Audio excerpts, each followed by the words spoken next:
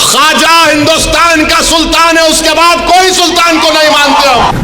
Parliament ने कानून बनाया कि 15 अगस्त 47 को जो मस्जिद, मंदिर, गिरजाघर, गुरुद्वारा रहेगा वो सील है, बंद है, उस पर कोई छेड़खानी नहीं होगी, उसका कन्वर्जन नहीं होगा, उसका कैरेक्टर नहीं बदला जाएगा। मगर ये क्या हो रहा है?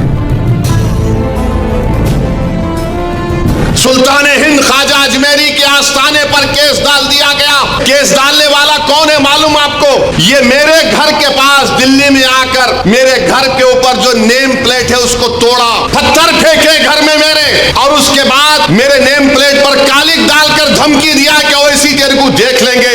अरे कमीने, कभी बोल कर आना, मर्द का बच्चा है तो मैं ठहरता हूं सामने।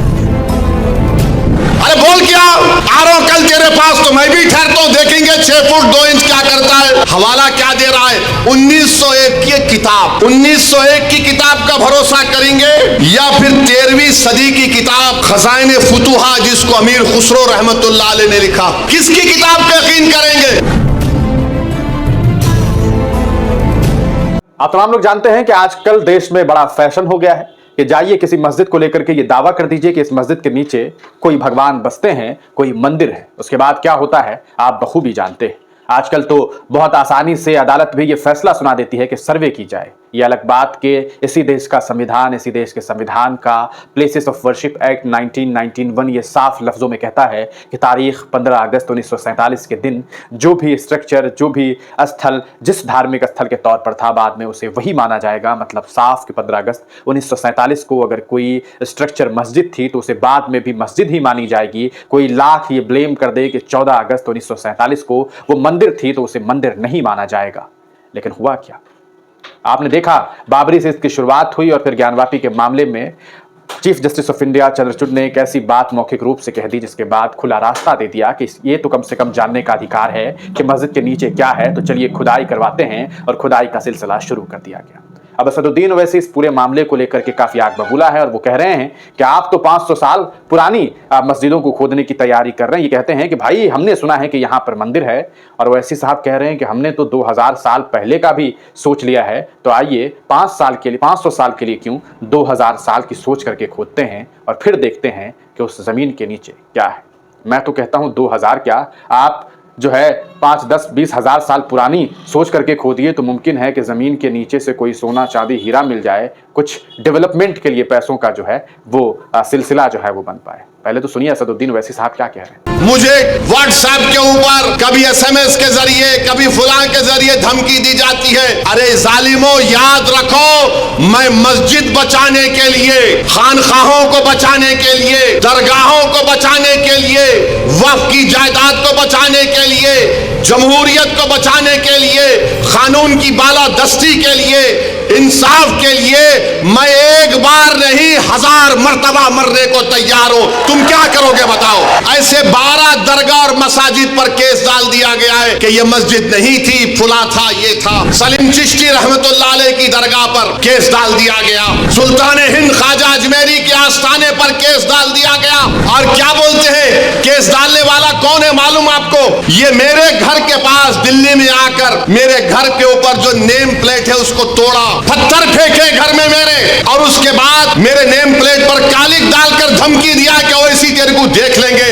अरे कमीने, कभी बोल कर आना, मर्द का बच्चा है तो मैं ठहरता हूं सामने। बस आते कैमरा लेके फेंके भाग। अरे बोल क्या आ रहा हूं कल तेरे पास तो मैं भी ठहरता हूं, देखेंगे 6 फुट 2 इंच क्या करता है। वो आदमी अब कोर्ट को गया, सुप्रीम कोर्ट के वकील को थप्पड़ मारा। 2016 में दिल्ली की पुलिस ने उसको तड़ी पार का नोटिस दिया। वो कोर्ट में केस डाल रहा है कि ख्वाजा अजमेरी का आस्थाना नहीं है, वहां पर कोई और जगह थी। हवाला क्या दे रहा है? 1901 की किताब, 1901 की किताब का भरोसा करेंगे या फिर 13वीं सदी की किताब खजाइने फुतुहा जिसको अमीर खुसरो रहमतुल्लाह अलैह ने लिखा, किसकी किताब पे यकीन करेंगे?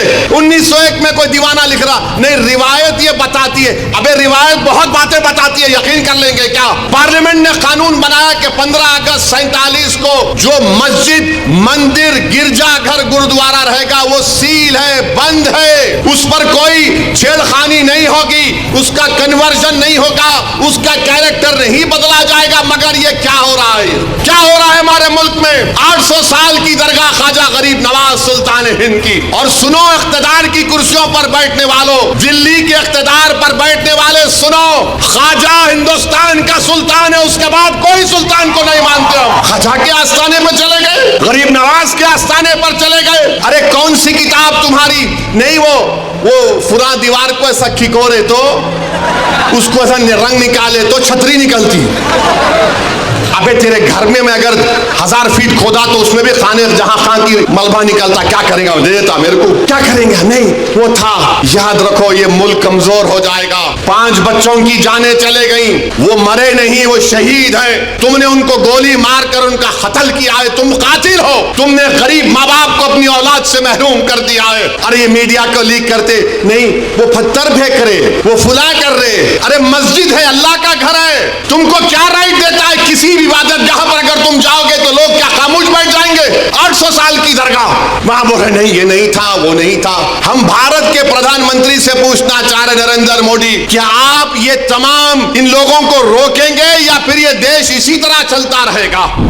तो सुना आपने ओवैसी साहब को, बड़ी ही बेबाकी के साथ उन्होंने उत्तर प्रदेश के संभल के मामले का जिक्र किया, साथ ही साथ अजमेर दरगाह के बारे में जिक्र किया कि किस तरह से ख्वाजा मोइनुद्दीन चिश्ती रहमतुल्लाह अलैह के बारे में, उनके दरगाह के बारे में अब जो टिप्पणियां हो रही है वो कितनी गलत है और किस तरह के दावे किए जा रहे हैं। कहा जा रहा है कि संभल में इनके हरिहर मंदिर है, इनका हरिहर मंदिर है, तो बदायूं में कह रहे हैं कि ऐसा है भाई साहब कि हमारा यहाँ पर जो है संकट मोचन मंदिर है। अभी एक नई नीलकंठ मंदिर के बारे में दावा कर दिया गया है बदायूं में, और वहां जाकर के कह रहे हैं अजमेर दरगाह में कि संकट मोचन मंदिर है। तो हर जगह आपकी मंदिर, सवाल यह है कि हर मस्जिद के नीचे ही मंदिर क्यों मिल रही है?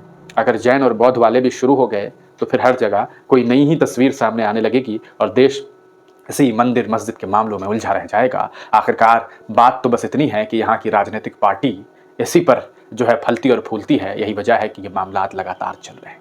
आप क्या सोचते हैं? अपनी राय कमेंट सेक्शन में जरूर दीजिएगा।